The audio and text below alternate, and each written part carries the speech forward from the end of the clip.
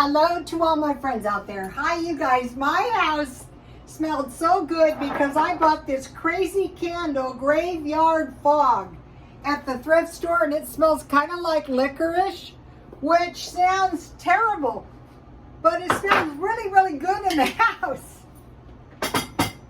So if you get the chance and you know there's some kind of crazy type scent you might not ordinarily try, might as well try it. And it's a 3-wick candle too, so that's awesome. I like that. So I have a pretty nice teapot, thrift store. I'm not shopping much at the thrift stores, maybe a little bit on Sunday. I think the COVID is going to make a comeback. I have a bad feeling about that. And I was also able to get this for $4. So I got the cup. These are American made. They're not a set or anything. I just was able to get them both. The only thing is it doesn't pour out really good. I don't know why, but hey, it looks good. So it's hot here, really hot. Today I was up walking and the phone, there was an amber alert, turn off your phone, danger of brownout. It was really hot. So if I lose power, you know what happened. I expect them and more fires. We had a fire 1,600 acres that they thought was minimal. Okay, endure inflation, do 2 things. Like what? Anybody knows what to do. It's not that we don't know what to do, it's doing it. Reduce expenses and debt to save money. So the best way to do this is one day at a time. Just quit spending. I mean, let's see, what did I buy today? I bought 2 Diet Cokes. They're $2 instead of $1. I bought some stockpile food. I don't think it's a good idea to stop stockpiling, and I'll tell you what that is in a minute. So this week I made cucumbers into pickles, and I had brine left. These pickles were so good. So I bought 2 more pickles. Here they are. I mean cucumbers, big ones. They were 60 cents each, so I dug around and found the biggest ones I could find. In case you didn't see the video. Okay. Wash pickles good with water. Put pickles in a bowl of water and sprinkle with salt. Let set a few minutes. This is unpeeled. Wash good in water. Peel most of the skin off to remove wax and insecticide. 5. Put thinly cut sliced cucumber and onion in a bowl. Sprinkle with salt and garlic powder to taste. Then normally you would heat the brine, that says mine was already heated. It's 2 cups vinegar, 1 cup water, 1 tablespoon pickling spice that I bought at Walmart, and a 1/2 cup sugar to boiling. Put the cucumbers in a jar, cover with vinegar, and store in the refrigerator. And I made something really good last night. I took out the cucumbers, not using the brine, and I added sour cream, dill, salt, and pepper. That was so good. So, you know, when you see these big jars and you know that all these pickles were 2 cucumbers, it kind of indicates how we're really overpaying for stuff. And these are good to go in about an hour. Or by the next day, you know, if you want them. So you're not going to be running out of vegetables. You can have a sandwich with a little pile of pickles on the side. And I had just regular old onions, and I used my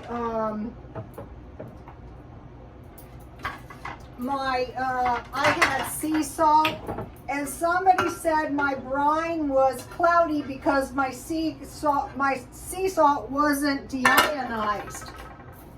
So that's why my brine is cloudy, but I didn't want to waste my brine.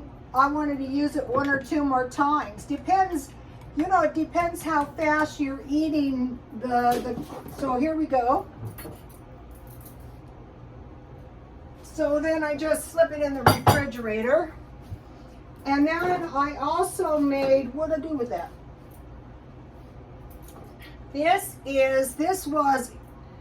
I made half a batch of brine. So it was, what I did was on this one, 1 cup vinegar, 1 cup water, 1 tablespoon pickling spice, and 1/2 cup sugar. Everything was the same except for the amount of the vinegar. And I had roasted jalapenos and celery. So this time I just put I had a lot of carrots, so I put some carrots and some celery in this one. And I'm going to be pickling all kinds of things. Why not? Might as well. So, okay, so one of the things we can do is, you know, we can go into our stockpile and we can see what's in there. So I had in my refrigerator some bacon.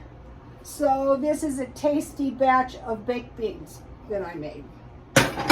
And I made it with bacon. Last time I used those sausages. And I made a tasty batch of, now this is cheap food.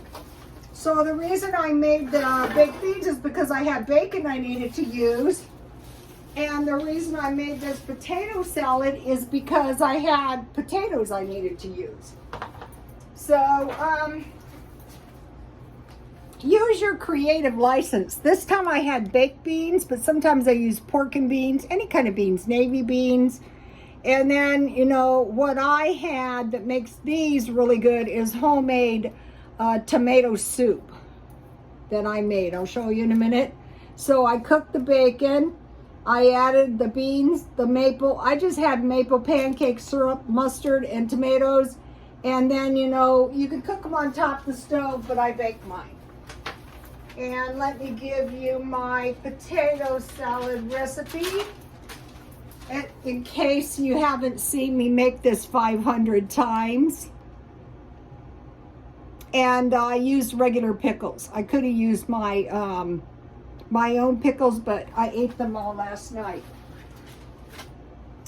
Okay, so now what? There's more. Oh, the tomato soup. I also have salsa in here. Here's the rest of it. It was 4 tomatoes. And this will taste really, really good in my baked beans there. At night, I eat soup with crackers and bread. 4 tomatoes, plunge into boiling water until skin splits. Remove from the boiling water and peel. Return, add water to as thick as you like. Add salt, pepper, sugar. I added dry onion, garlic, Italian seasoning, basil, and butter or oil. That's when I eat it as soup. This doesn't have that yet. So, I'm being cheap. I am actually being incredibly cheap. But I'm not suffering, you know. This is fine, you know, eating this. And if you're going to have enough that you have...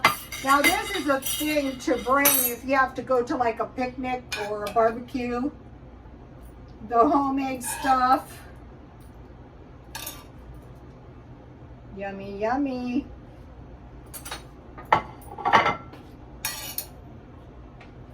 And my potato salad is legendary.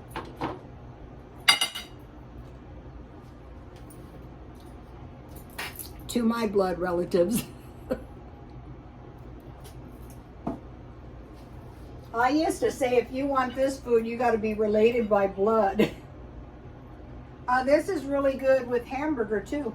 This is really good with Spam, with hot dogs, wherever you have, with no meat. Okay. One of the things that I am doing, this is delicious. You gotta make this. The homemade, I just used some salad tomatoes I have.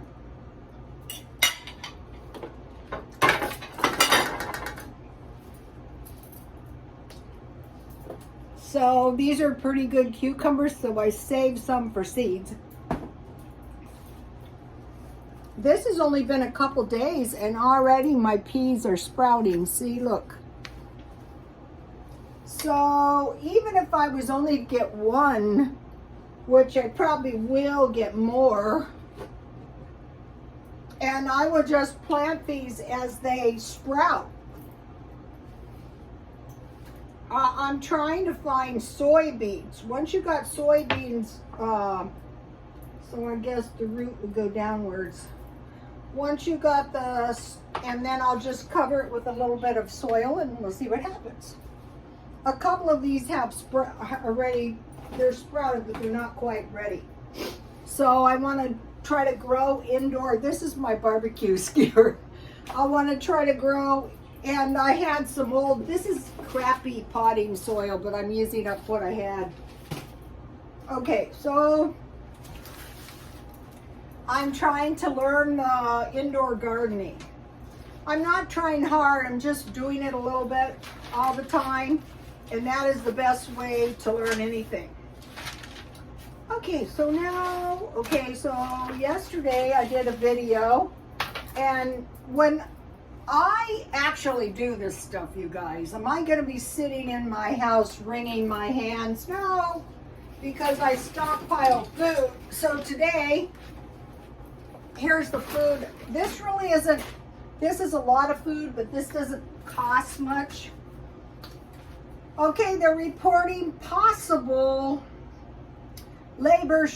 tomato shortage. Why? Labor shortages, rising fuel costs, fertilizer expense, an increase in demand, and California drought. So I bought two kinds. I went to Walmart. I think they have the best deals. I bought two kinds of pasta sauce because they're reporting we may have shortages, and this is going to make a lot. Another thing, all things being equal, I try to find stuff in jars. Then I bought 2 bottles of ketchup, tomatoes, ketchup. I bought 1 can yesterday of tomato salsa. This stuff is not bad, but I make my own. And but what if you don't have any tomatoes? Okay, potato shortage. Potato production in U.S. is down 7%. Scarcity of water, restaurant closures because of the COVID, stuck in supply chain, bad weather, and labor disputes. So I hate these kind of boxes, but they were only $1, so I bought these at Walmart and I put them in my own baggies. Pumpkin shortages. Okay, some of the cans of pumpkin were $3.99, so I bought the Walmart brand, not being lofty, for $1.46. Weather conditions, shopping issues, fungus. Americans are obsessed with all things pumpkin. Pumpkin loaf, pumpkin cookies, and pumpkin pancakes. Yeah, that is true, because if you're on some kind of diet, you know, these vegetarian diets, the pumpkin pancakes can taste pretty good. So, okay, so we're maybe stockpiling a little bit, but not going cuckoo. Okay, so now wheat shortages. So I'm trying to pick up wheat stuff, and I'm trying to buy better pasta, you know, in case, you know, there's some kind of wheat shortage. But I got those for 99 cents each. Climate change heightens competition, conflict between the R and the U country. But that is the third most popular food stuff. 1 and 2 is corn and soybeans. So the most used mostly for flour. Right now I can buy bread almost cheaper than I can make it, and it's like 105 here, so I've been buying bread. Okay, now they're reporting that the middle class is eating less healthy food, and they're not eating name brand food because they have to save their money. So this is fairly healthy. I can tell you everything it is in it. It's not too high in fat and it's not too high in sugar. It's not the most expensive food I've ever met, but it's good enough. Like once or twice a month. Okay, one of the things I shop for, here's the seeds. I'm just throwing them all in a jar and then I'm going to sprout them whenever I get around to it. When I'm walking, I look for shoes around $9, you know, on sale, because I wear the soles off of them. Today, I bought these shoes at Target for $4.49, like the same amount as a hamburger. I thought I'll take those. I'll wear the soles off of those in no time. In no time flat, for sure. Okay, so now, so we have to say to ourselves, okay, do we really think that everything is going to be well and good in a couple of months? I don't think so, and I will tell you why. Because the Russian oligarchs that insinuate perhaps there should be some peace talks have been, one fell out of his hospital window. I think there's been 10 that have been murdered, basically. So that is not good. So I don't think this is not a sprint. This is an endurance thing. We have to endure. So saving money and doing this stuff is easier one day at a time, because after the pandemic, you know, now this. Okay, so now the changing world, what is going on? In the 1800s, 90% of the people were farmers. By the 1920s, 30.2 were farmers, or 32 million. And at this date, the farmers are 1%. Basically, two things happened: the Great Depression and World War I. So first of all, we had defaults. They used to call it buying on time, and the people couldn't pay their bills. That was issuing in the Great Depression. So that is why we want to cut debt, because we want to protect our credit with our lives. Okay, so the food demands dropped because it was a depression. Extreme weather, long cold winters. Okay, so then it was, I think, about the 1800s, we had the steam engine, age of science, mass production rise, and now rise in digital technology. So the Industrial Revolution replaced agriculture and handicrafts.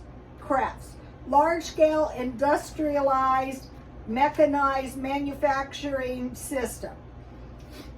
Started most likely with Queen Victoria in Great Britain. They had the rise of capitalism and the exploitation of the working class. But actually, everyone had a much better, who wasn't rich, had a much better standard of living. So the first industrialization was water and steam. The second was electric power to create a mass product. The third is now information technology, automate production, software, robotic tools. So the product goes in and the robotic tools create the resource. It's an efficient production. Program commands, raw materials enter, and finished products leave with little to no human intervention. So what is going on here? Well, if I was going to hazard a guess, China has ghost cities. Most likely those ghost cities are going to be taken over by the government, and those are going to be housing for people.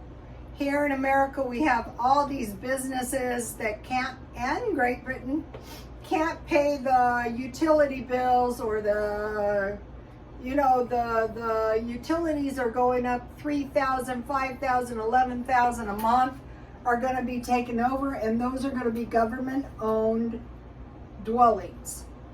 So that is what, if you want to think about what direction are we moving in, more control of the government, and they're saying, oh, this is dreadful, all these people are homeless, we have to do something. And the people are having a hard time paying their rent and paying their bills, and they're going, yes, the government has to do something. Okay, so now just a quick. Cities will expand. More skyscrapers, millions move to cities, employment and career prospects. Future cities, the future cities will be smart cities, better use of space, less traffic, cleaner air, civic service, and increased quality of life. Adequate water supply, assured electricity supply, sanitation, solid waste management in these smart cities of giant. Remember, overpopulation, that's a thing of the past. This is like Ayn Rand, you know, it's like a brave new world. Affordable housing, public transport, robust IT connectivity. So what's it going to be like? Okay, imagine a theme park. That's kind of what it seems like it might going to be. But also, can you imagine an animal habitat? Well, the animals can survive, but it's not like animals in the wild. So it's going to be like human habitats. And so then these developers and builders are going to become richer and richer and richer. And now, eventually, it's going to lead to space cities, Moon and Mars. So Moon or Mars? I think I'll take Mars. Okay, so that is that. I will see you guys tomorrow, please. But in the meantime, you know, be thrifty and save your money. And God bless you all.